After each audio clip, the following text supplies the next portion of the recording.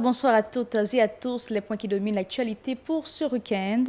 Des leaders et des militants politiques se félicitent de la rencontre initiée le 8 novembre à Port-au-Prince par la structure dénommée Passerelle autour de la crise. Pour le dirigeant du parti UNIR, Clarence Renoir, une solution haïtienne à la crise ferait honneur au pays. Des militants politiques s'insurgent contre les actes de violence enregistrés dans les différentes régions du pays en raison de la persistance de la crise. L'organisation Médic Haïti souhaite le renforcement de la politique d'intégration socio-économique des jeunes livrés à toutes sortes de pratiques en raison de la situation précaire. Et puis à l'étranger, la nouvelle s'est répandue comme une traînée de poudre. L'ex-président du Brésil, Lula da Silva, est proche de la sortie de prison. La Cour suprême a jugé son emprisonnement inconstitutionnel. Et puis, 5 personnes ont été tuées et 120 autres blessées par un séisme ayant frappé le nord-ouest de l'Iran de la nuit de jeudi à vendredi, selon des informations de la télévision d'État iranienne. Restez branchés.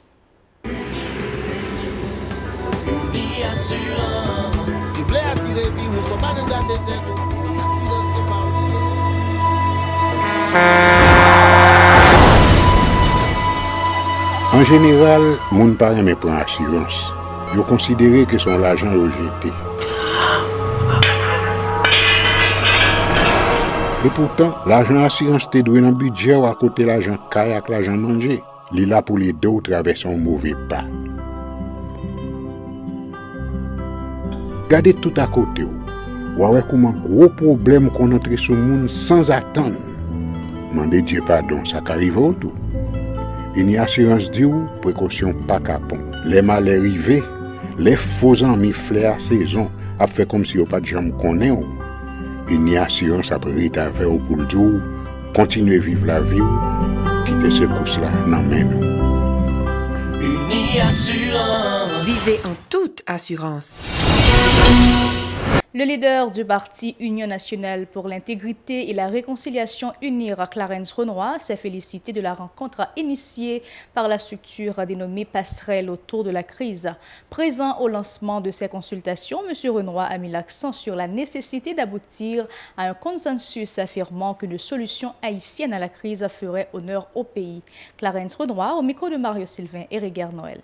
À la fin de séance, pour que nous soyons capables de gagner une cohérence. Et une cohésion dans différents groupes que nous pas paraître à coup des mondes qui entre nous-mêmes avec pour tête nous encore. Donc il n'y a pas de proposition qui s'impose. Okay? Toutes les propositions se valent.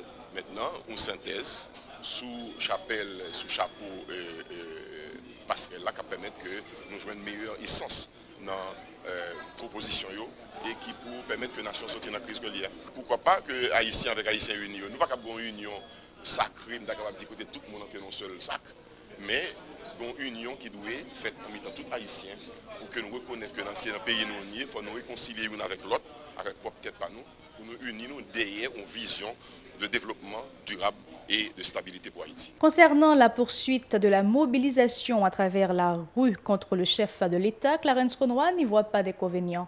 Selon lui, les dirigeants politiques peuvent toujours plancher sur la question du remplacement possible du président de la République pendant que les manifestants maintiennent la pression sur le macadam. Suivez. Une mobilisation des acteurs politiques qui doivent jouer le rôle d'acteurs de production d'une solution, mais en même temps, la population a tout droit pour le revendiquer, ça l'a revendiqué, et une pas contraire à l'autre. Et la population a gagné de bonnes raisons, que d'ailleurs l'ensemble des acteurs politiques soutenus, et côté dans le pouvoir de l'opposition, pas capable de reconnaître son pays qui a une crise sociale qui a traversé, une crise économique, une crise de chômage, une crise de jeunesse qui est désespérée, une crise de sous-emploi ou bien pas d'emploi du tout. Donc ça, c'est des revendications légitimes que tout le monde a appuyé. Évidemment, appuyer dans approche peut-être qui est différente. Mais nous sommes conscients que la population doit continuer à mobiliser, revendiquer et en même temps tous nous-mêmes, nous avons fait le travail que nous devons faire comme acteurs politiques. Démocratie, c'est l'élection effectivement demandée. Mais au moment de démocratie, ils vivent en côté, en dysfonctionnement et c'est ce qui a passé avec le gouvernement président qui est là actuellement. Le président pas présider en canadien, il va diriger en canadien et ils ont une perte de confiance totale avec le monde qui est censé diriger. Donc à partir de ce moment, c'est une crise qui est dans le pays. Ils reconnaissent, il faut le reconnaître parce que le fonctionnement de l'administration est paralysé tout par crise là. Donc à partir de ce moment, il y a des solutions qui s'imposent et la solution est imposée à tout le monde. Le militant politique Dixon Orest, invité à ces assises, ne jure que par le départ du chef de l'État. Pour lui, Jovenel Moïse n'a pas respecté ses promesses envers la population. Suivant. Nous-mêmes, en étant alternative là, nous présents là, pour nous venir faire point de vue militant au passé, pour nous venir faire point de vue monde qui derrière barricade au passé, pour nous venir faire point de vue monde qui dans le quartier populaire au passé. Je dis à lui extrêmement important, on a dit chambardement de système. Pour le système ça chavirer, il faut une conscience de citoyenneté qui prend. Je dis à nous, Jovenel Moïse, c'est représentant système là, il faut que Jovenel Moïse allait. Mais je dis à nous dit chambardement de système, il faut qu'il fait dans le secteur privé.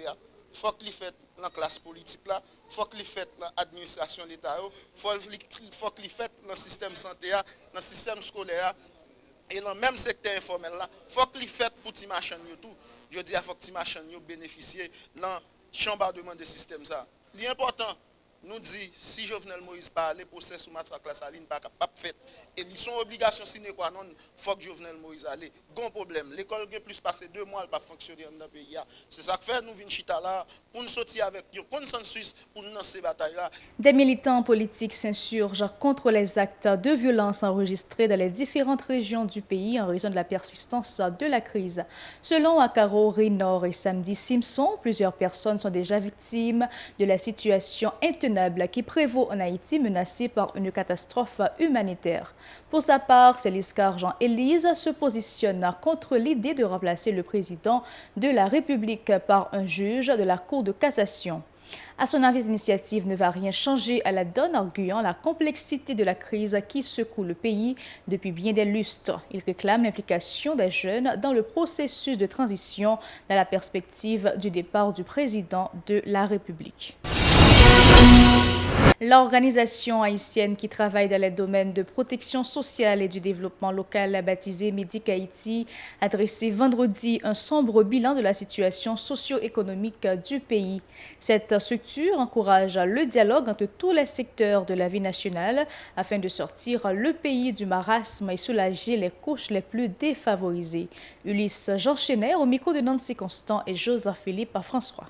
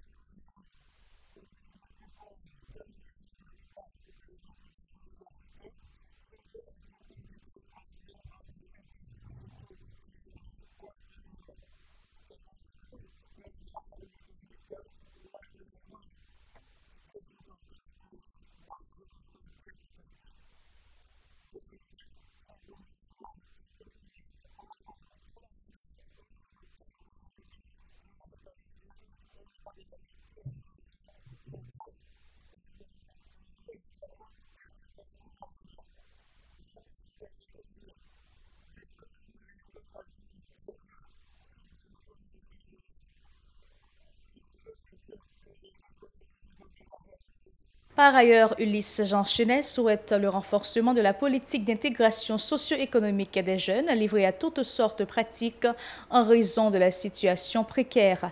La faiblesse du système éducatif et le chômage endémique constituent deux des principaux facteurs qui poussent les jeunes à migrer dans d'autres pays au péril de leur vie, se disant le responsable de Médic Haïti, Ulysse Jean Chenet, au micro de Nancy Constant et David Mercius.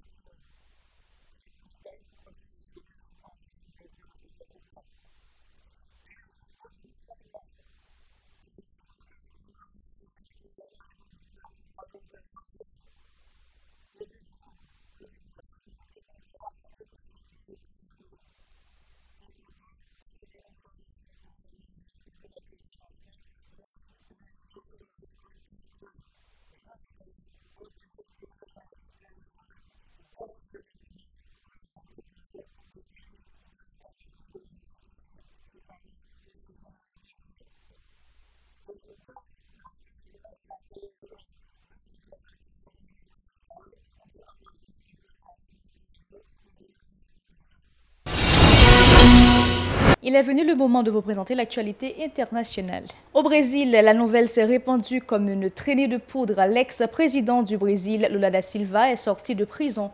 La Cour suprême a jugé inconstitutionnel l'emprisonnement. L'ex-président brésilien Lula, libéré ce vendredi, a été accueilli par une véritable marée rouge de militants de gauche à sa sortie de prison à Curitiba Sud, après plus d'1 an et demi d'incarcération.